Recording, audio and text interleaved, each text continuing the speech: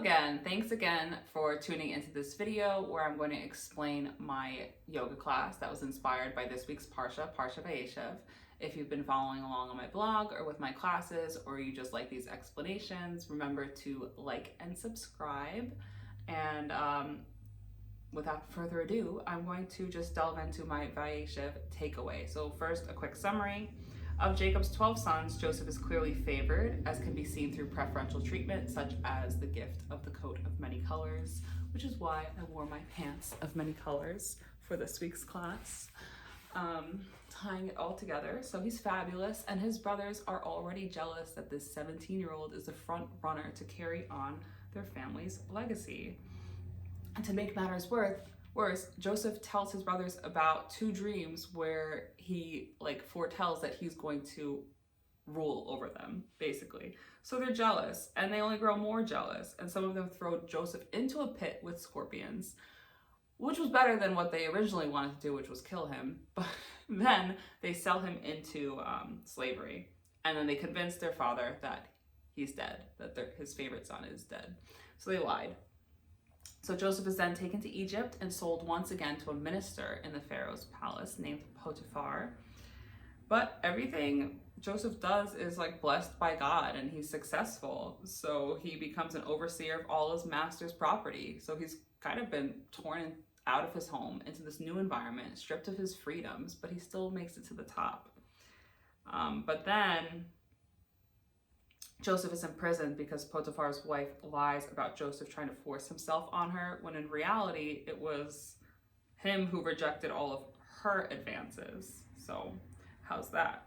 But big surprise here, Joseph is soon appointed to a position of authority in the prison because he earns the admiration of his jailers.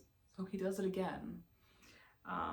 And there's two prisoners there, formerly the Pharaoh's chief butler and baker, and each one of them has a disturbing dream. So Joseph interprets their dreams, and those interpretations are actually fulfilled in that the butler was released and the baker was hanged, and it only took 3 days for his interpretation to become reality. Well, the butler was supposed to mediate with the Pharaoh in Joseph's favor upon his release, but he forgot. And that's where the parsha leaves off. It's just that Joseph is still in this prison. I mean, he's at this authoritative area, but he's still forgotten. So it seems as though nothing can keep Joseph down, even though his environment is continuously out of his own control and he's been stripped of his freedoms. He maintains serenity. You would think anyone in Joseph's shoes would be upset by his situation, but what we see here is just the opposite, is that he remains positive. And people tend to hide hate in their heart, but if you open up your heart and connect with others, you'll always find love and compassion. Under any circumstance, you can avoid becoming bitter by using what you have to spread positivity. Joseph is in prison, and he could be, oh, woe is me, but he sees one of the prisoners is just a little bit off, and he reaches out and is like, hey, how are you doing today? So it's kind of who he is. He perseveres. So let's get into the actual yoga class breakdown here. So in the reset, I put the block under the shoulders, and we goalpost arms, heart opening. We do some hip opening with the bridge, supporting the bridge and then pulling your foot back to open up the hip opener. And then we also do some rib and scapula gliding with just reaching forward, up and forward in the standing position, and also in the low lunges. And I try to incorporate the number 12 here with 12 leg pulses, or pulling the leg in 12 times. And that's just to symbolize the 12 brothers. So Jacob is really the last of the three patriarch brothers. There's Abraham, Isaac, and Jacob. But unlike with Abraham and Isaac, having their all of their kids, they kind of stray out of the fold. But all of Jacob's 12 sons, they remain righteous, even though they do eventually. I mean, spoiler alert, but they don't go totally out like the other ones' kids. So Then we move into Sun A, Sun B. So it's further hip opening, further rib and scapula gliding. Just those movements of coming down from plank and bending your leg and pulling up, keeping your hip points on the ground. And then also in Sun B with the shrugging and downward facing dog, and then also milking the scapula in goddess.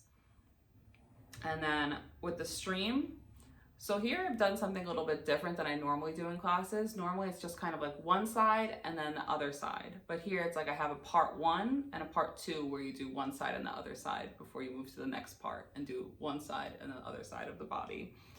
And that's to kind of symbolize the fact that Joseph was first thrown into one pit and then he was thrown into prison. So it's like two separate things going on, but we do want to get both sides of the body for obvious like physical and yogic reasons. This is a totally, you know, like a woo-woo interpretive Torah dance. So I do include some of my favorite like lit essential movements, moving through like warrior variations and handstanding, things like that. But what I try to do in part 1 is descending variations of backbending moves where you bring like the leg behind you. So that would be, for example, with the half moon, pulling the leg behind you and then coming to low lunge and lifting the leg up. And then in part 2, we do descending variations of heart opening moves where we bring the leg in front. So that's like with twisted dancer, and we're trying to keep the chest open. And then also coming down into the seated twist, keeping the heart open, the spine long. So it's just kind of like one is like leg and back, and part 2 is like forward, but both have like descending motions to symbolize being thrown into the pit and being thrown into prison, but we always come back up after to show that that Joseph perseveres. So many names. And then I have the wheel challenge pose at the end. Now, why I picked backbending was really inspired by the fact that Joseph was thrown into a pit with scorpions. I was like, oh, I want to include scorpion pose. But then when I like really thought about what scorpion pose is, I'm not even sure that it's healthy, and I personally don't do it myself. So I was like, bridge and wheel, they're kind of like a safer version of scorpion. You know, just turn yourself 90 degrees. So that's kind of why I went with backbending in this class. But then we move into just yin and shavasana, and that's really for our own like physical benefit of the practice. So that's my explanation. Thanks. Hope you feel inspired and uplifted and lit up and just overall healthy, and hopefully you love backbending after this. I know a lot of people don't like it, but it's because we sit a lot of the day as people in our current day society. So you're not really prepared to do backbending when you just kind of throw it into a flow. But when you prepare and really open up the heart and open up the hips, it should feel so much better. And try this a few times and let me know what you think. So thanks so much for tuning in, and I'll see you all next week. Shabbat Shalom.